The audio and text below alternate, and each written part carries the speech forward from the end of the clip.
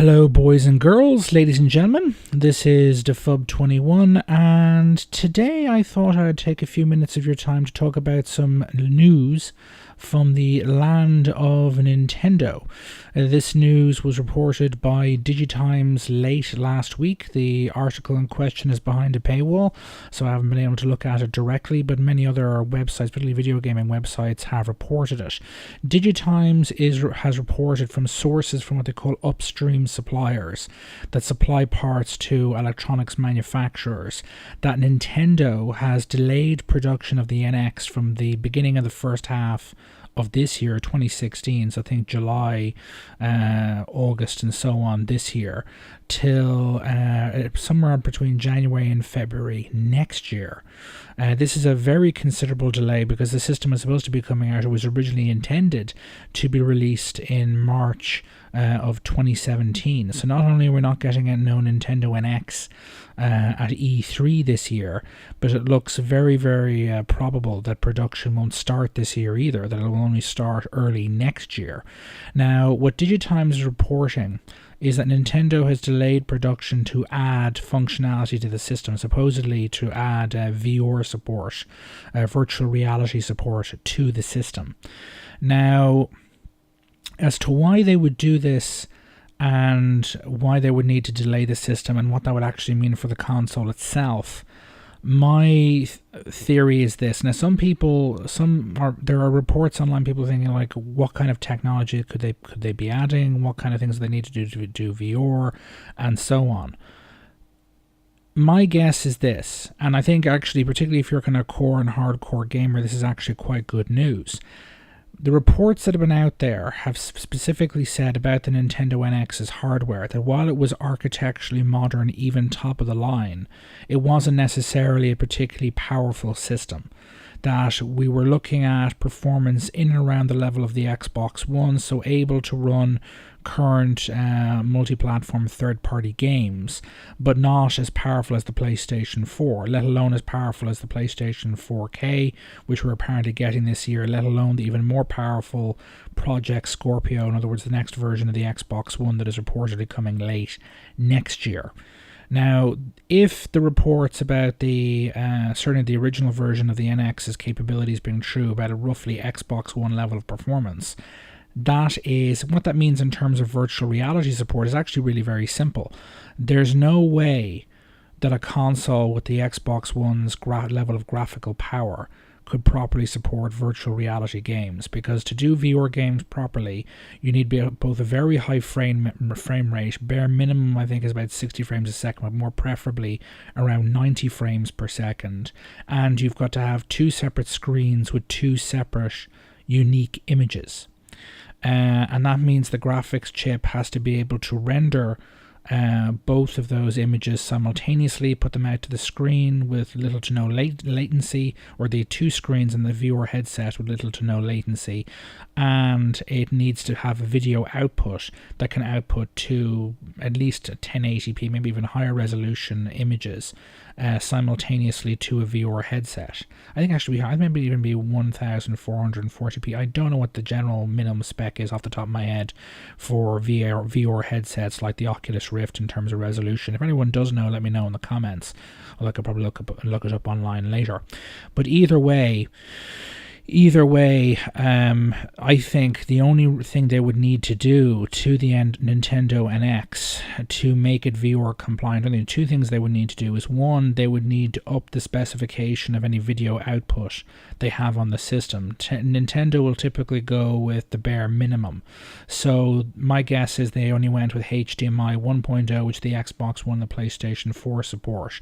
But though that connection does not have enough bandwidth for a two 1080p plus resolution images running at the same time and maybe as much as 120 frames per second.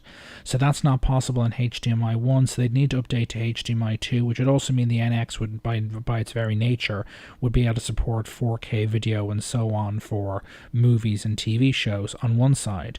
But also, crucially, getting back to my original point, if it has an Xbox One level of graphics rendering capability, that is nowhere near enough. nowhere near enough. They would need considerably more raw grunt graphics rendering power to be able to do VR properly. So what this says to me is the reason Nintendo has delayed production of the NX to early next year is to enable them to kind of initiate and run through a crash program to up the specs of the NX, if not in terms of processing power, then certainly in terms of graphics rendering power, to get it up to the level needed. And the thing to remember from Nintendo's perspective is that if they were to release the NX as has been reported, roughly about Xbox One level of power, they'd basically be stuck between a rock and a hard place. In other words, their system would be competing with both the Xbox One and the PlayStation 4, whose combined install base I think must be somewhere between 50 and I think it's around 60 million units at this stage. Xbox One would be 18 to 19 million units, and the PlayStation 4 is around 40. So they'd have this huge install base, combined install base that the third parties already support, that they'd have to compete with on one side, and on the other side of the equation, they'll have the massively souped up PlayStation 4K coming later this year, and an even more powerful souped up Xbox One, in other words Project Scorpio, coming late next year. So they wouldn't have the install base of the Xbox One, the PS4, but they wouldn't have the raw power of the PS4K or the Xbox One Scorpio. And of course they wouldn't be able to support VR because their graphics capabilities just would not be powerful enough. So I think it is possible what we are looking at is that Nintendo has had to respond to what's going on in the marketplace and is now intending to release a much more powerful version of the NX at launch with a considerably souped up graphics chip. Now, whether that'll mean a more powerful processor or not, I don't know. Certainly a lot of the rumors out there have said, certainly from very legitimate trusted sources, say that that it's not running an x86, in other words a Intel or AMD type processor, so it's probably likely running ARM. They would I don't know how much CPU power they'd need to add for VR, maybe some, maybe none at all, I don't know. But certainly, again, the reports about its graphics power being what they are, the NX would need to be dramatically more powerful than has been reported to properly support virtual reality games. And the good news from Nintendo's standpoint is that, again, while it is true that it was reported to be less powerful hardware, it was reported to be, by current 2016 standards, to be architecturally modern. So its graphics chip architecture may be more advanced than what's in the Xbox One and the standard PlayStation 4 anyway. So it's just a case of simply ramping up its capabilities to meet the needs for VR and allowing it to compete on raw grunt with both the Xbox One and the PlayStation 4. Whether Nintendo's first-party titles will be able to take advantage of that, I don't know. Certainly on the CPU side of things, Nintendo's games are quite weak. Their AI, physics, and so on would not be up to the best in the industry standards in the third-party sector, let alone the first-party. Their games are generally, even your Zeldas are quite simple, certainly compared to your Witcher 3s or your Fallout 4s. But anyway, that's pretty much my thought on it. I think they're delaying production to up the specs. Could they get it out for launch if they're only starting production in, say, late December or January? Would a March launch really be viable? Certainly globally. I mean, they could drop Japan, prioritize America and Europe. They could do that. But that's still quite the challenge for them, I would imagine. But yeah, the most obvious answer as to why they've delayed production: to get HDMI 2.0 to allow for enough video bandwidth for VR and to uprate the graphics chip so they can actually do VR as well. That's basically my thoughts on this in totality.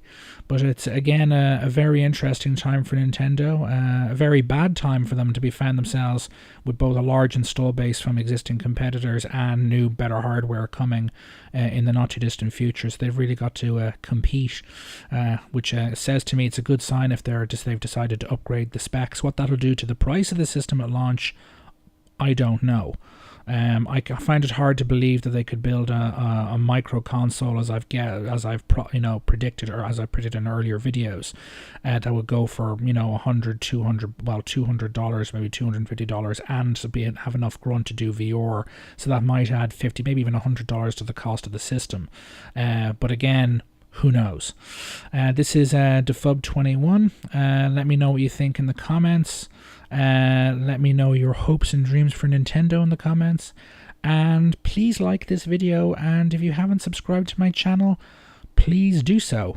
Oh, and the game that you're seeing running in front of you is Downwell, which is now available both on PC, PlayStation 4, and PS Vita. I have it on PC. I'd highly recommend it. This is Defub21. Signing off. Toodaloo.